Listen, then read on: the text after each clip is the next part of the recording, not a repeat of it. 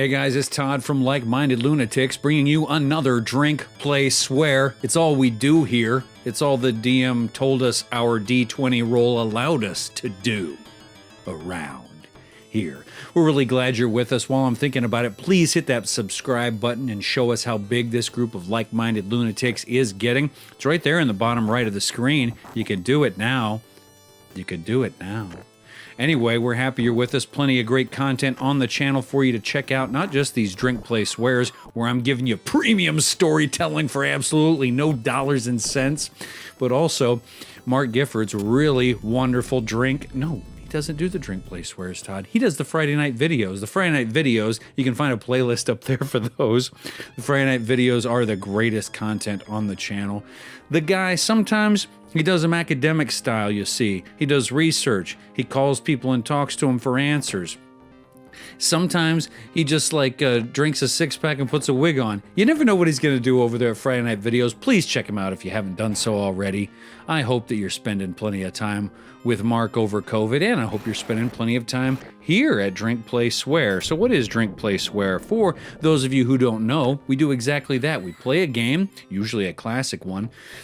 We have a beverage, and I tell you a story. So today, what do we got going here?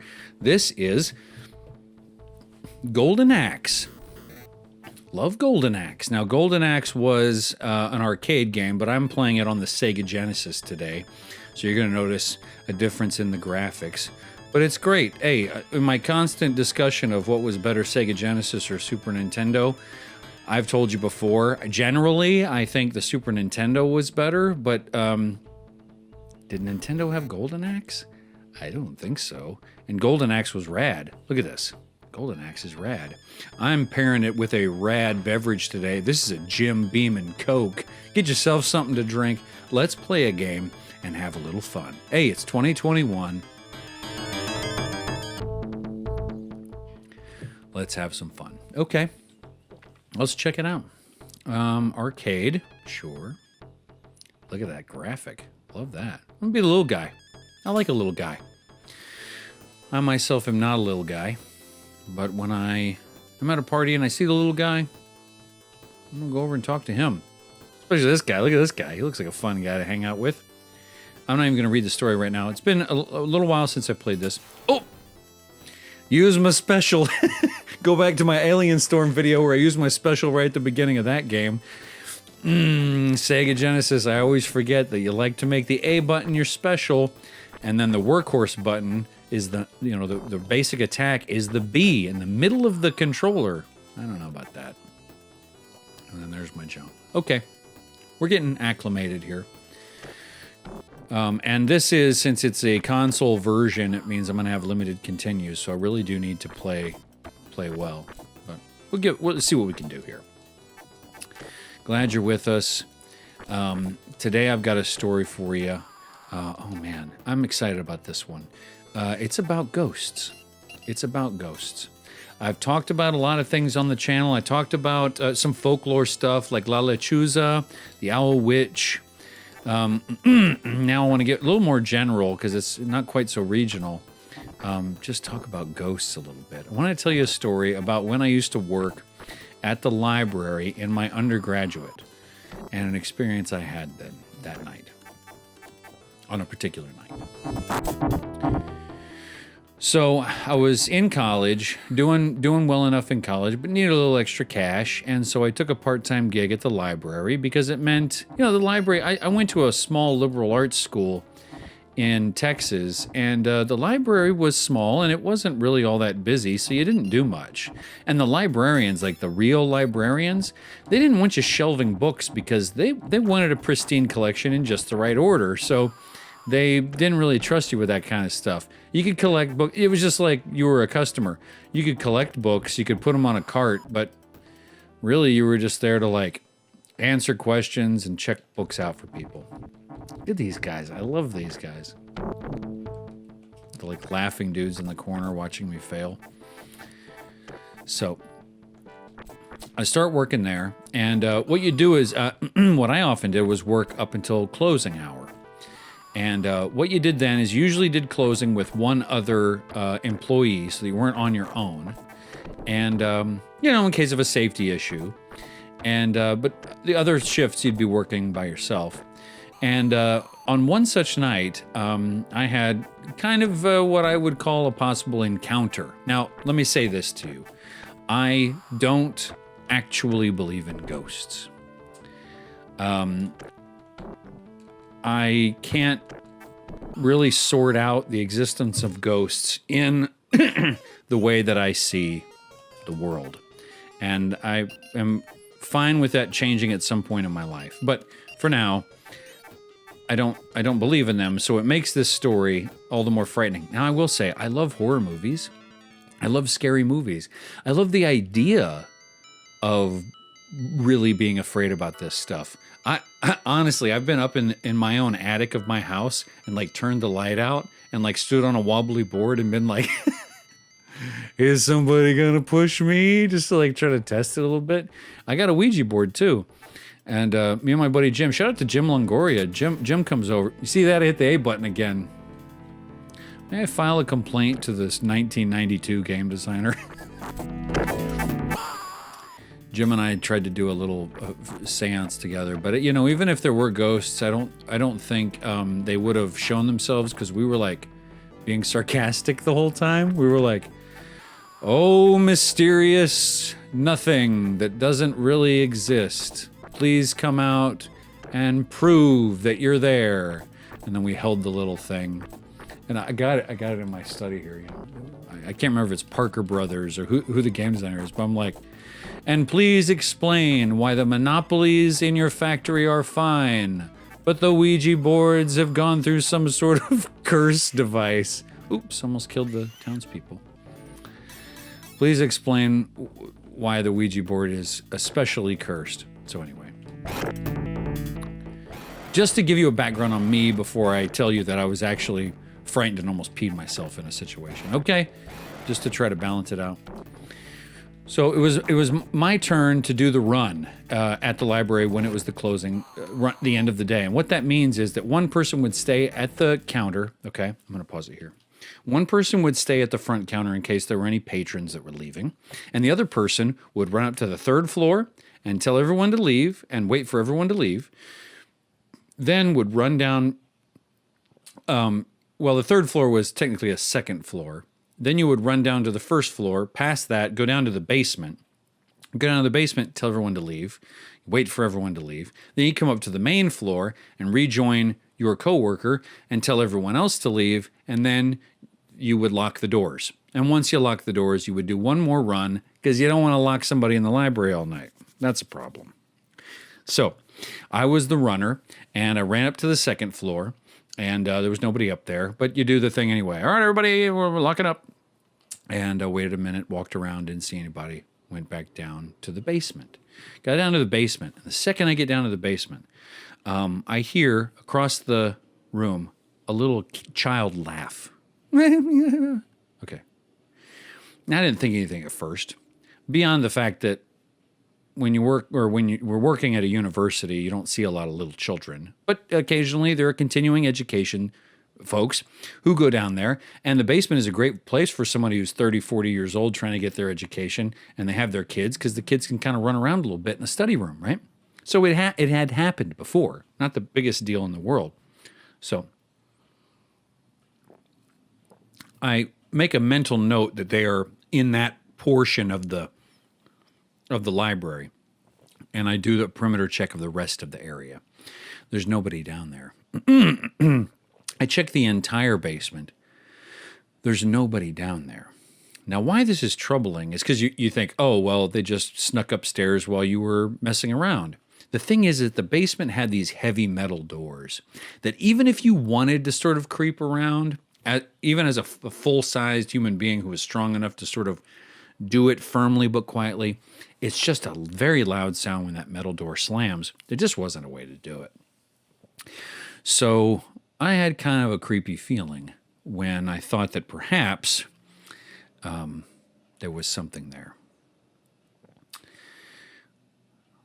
Well, flashback, and I'll tell you why I became so afraid in that moment. Flashback to my childhood, where my mother, who believed very fervently in ghosts, would tell me stories from her life.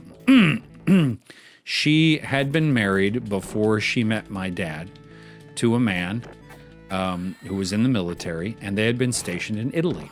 I've told you stories about that before. Ooh, the Little Italy story in New York. Go check that one out. Gamberi fra Diavolo. I get that wrong in that video. Anyway, so that's not going to make any sense unless you've seen the video. I'm sorry. All the more reason to see it. So, she had lived in Italy, and I can't get that thing. It's frustrating me. She was on base housing or whatever, and her husband worked night shift, and so she went to bed alone. And she claimed that she would wake up in the middle of the night with a man standing at the foot of her bed, and she knew that it was a ghost because he was translucent. Well, her husband didn't believe in ghosts and would laugh it off and actually kind of make fun of her about it. And so she didn't talk to him about it anymore. But every time it happened, of course, she was very, very afraid. And, all right, I do have a continue. That's nice. Very afraid. And she said that this man, he was an Italian soldier from the past. She said he had clothing that looked like it was from many, many decades ago. And he was short, and he had black curly hair and large eyes. And she said she could draw this man to this day. This is many decades later. She's telling me the story. She could draw him on command. Well, my father also didn't believe in ghosts. So even as a kid, when I'm hearing this, I would sort of laugh a little bit because my dad was laughing. But privately, I sort of believed her. You're a kid. You don't know what you think yet. And it is fun to get swept up. I need to just give up on the dragon because that's what's stopping me from destroying these bad guys here. Stay away from the dragon. So my mother's story concludes that her own father, my grandfather, came to visit her in Italy for some time and stayed with her. And he was a minister. And one night, in the middle of the night, he came out of his bedroom and he went to the bathroom. And he went into the bathroom and he flicked on the light. And then he said he saw what was a man lying in the bathtub, awake, just staring up at him. And my grandfather, who was a very meek man, kind but meek, A button. I'm not going to change. I'm just going to be me, and, maybe not everything needs to be solved. Maybe not every character trait or mistake needs to be fixed, but you can just repeat it forever because that's you. So he saw this man, and being a meek individual and a kind individual, he said, "Excuse me, sir," and turned away from the bathroom and went back to bed. Just decided not to pee that night. And the sort of family folklore goes that the very next morning, my mother and my grandfather sat down and talked through his physical characteristics, and they matched. All right. So now cut back to me working the library. And here I am trying to figure out what's happened. I'm back on the first floor. My coworker comes up. "You okay, dude? What's going on?" I said, "Did any little kids just leave?" And he said, No, we didn't see any little kids tonight." I said, "Would you mind?" I didn't tell him because I didn't want to freak him out, but I also wasn't going back down there. I said, "Would you mind just doing a quick run of the upstairs and the downstairs to make sure there's no kids?" He said, "Sure, dude." He ran and did it. Nobody was there. So I'm taking, you're always running around with stories you've heard, thoughts you've had throughout your life. So I'm thinking, on one hand, I'm thinking about my mom, Italian soldier, in a bathtub. On the other hand, I'm looking at my dad, who I respected quite a bit. I thought he was an intelligent guy, and he laughed through those stories. And I'm like, I don't know what to do with this little kid laughter thing. Cut to a couple of days later. I'm working my next shift, And I'm working with the librarian during the day. And she says, how are you enjoying your time at the library? I said, oh, it's great. You know, it's not very busy. I get to read and study, and I really feel lucky to have it, and I'd love to keep it as long as I can. Oh, good. Any problems or anything? And I said, I guess I felt close enough to her. I said, well, I did have an occasion where I thought I heard a little girl who might not have been there. And she goes, oh, did you see her?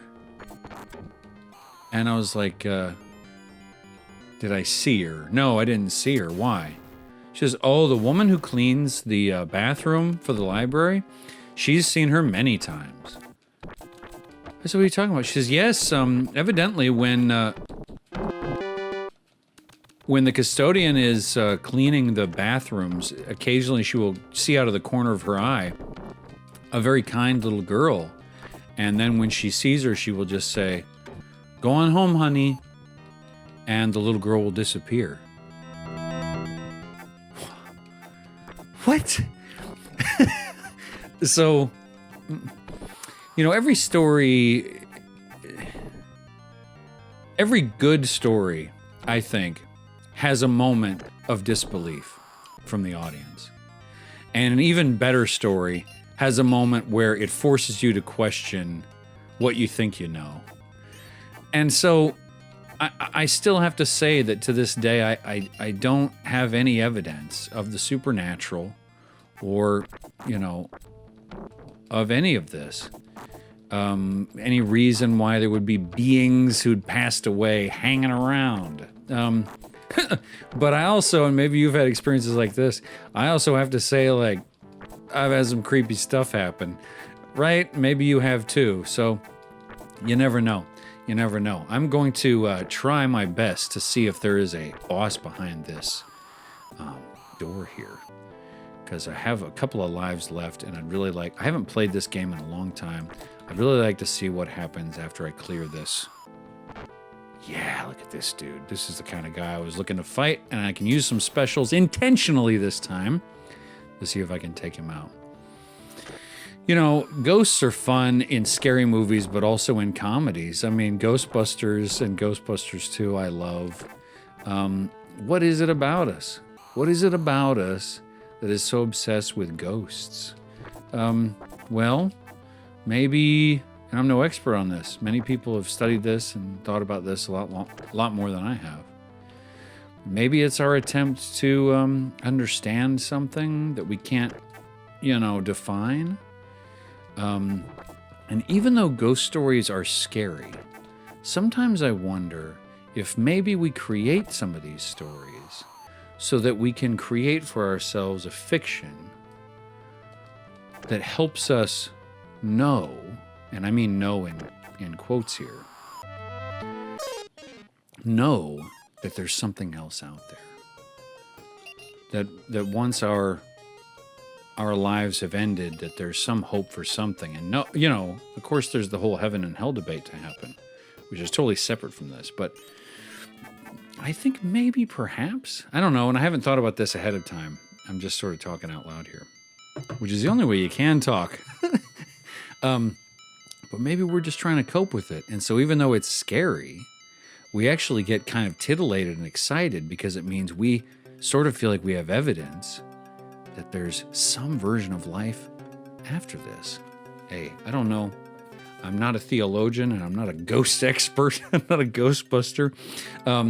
But regardless, I think it's something that folks have been thinking about for many, many generations, and we're going to be thinking about forever. I mean, here we are walking around with these high-tech gadgets, with these great cameras, and yet we still don't have any evidence, right? But you just can't say when you're alone in a dark place and you hear something that you don't feel a little creepy, even if you're the biggest skeptic in the world. So, thanks for being with us today on some ghost talk. We're going to finish up this beverage. Golden Axe is a great game. I got to play a little further than I thought I would. Stage 4, not too bad here today, so I'm going to call it a win.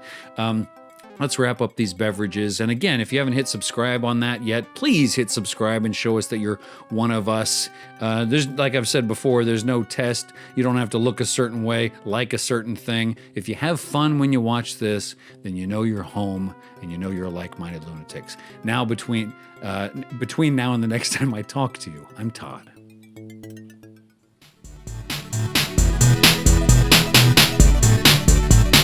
See ya.